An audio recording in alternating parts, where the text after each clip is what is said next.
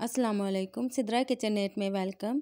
इस दुआ के साथ अल्लाह ताला आपको दुनिया और आखिरत में कामयाबियों से नवाजे। तो आज हम बना रहे हैं आलू के पराठे।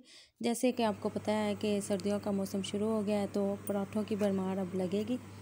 हमने सबसे पहले आलूओं को बॉयल कर लिया था। ये हमारे पास कुछ स्पाइस थे, नमक, मिर्च, हल्दी थी और ज़ीरा था। ये कुछ खड़े मसाले थे, प्याज था, हरा धनिया और हरी मिर्चें थी, सूखा धनिया था साथ में, और साथ में एक चुटकी अजवाइन थी। इनकी जो क्वांटिटी है वो मैं डिस्क्रिप्शन में मेंशन कर दूँगी।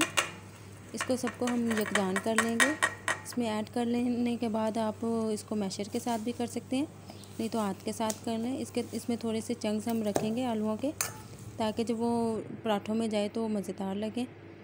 आलू का मसाला रेडी हो गया था। अब हमने आटे से 2 छोटी छोटी लोइयाँ ली। आप इस तरीके से बना सकते हैं। एक और तरीका है, वो मैं आपके साथ ज़रूर शेयर करूँगी किसी नेक्स्ट रेसिपी में। यहाँ पे मैंने छोटी छोटी लोइयों को थोड़ा सा बड़ा कर लिया था। उसमें मैंने मसाला, आलू का जो मसाला था वो फैला दिया। उसके ऊपर दूसरी लोई रख दी और यहाँ पे मैंने इसके जो एजिस थे वो उनको बंद कर दिया। आप इस तरीके से बनाएंगे तो जो एजिस हैं उनमें भी मसाला आएगा, नहीं तो आपने देखा होगा मोस्टली जो आलू के पराठे होते हैं उसके जो किनारे होते हैं वो उसमें जो आलू का मसाला होता है वो उसमें नहीं होता। यहाँ पे मैंने तवे को प्रीहीट कर लिया था और यहाँ पे फिर मैंने उसको थोड़ा सा बेल लिया था। अगर आपने बेलना नहीं है तो आप हाथों के साथ भी कर सकते हैं, बेलन के साथ भी बेल सकते हैं।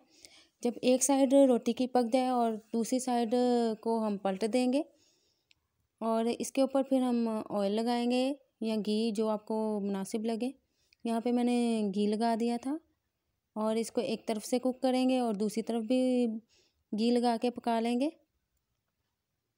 बहुत ही मज़ेदार आलू के पराठे रेडी हैं। आप इसको चटनी के साथ, दही के साथ सर्व करें।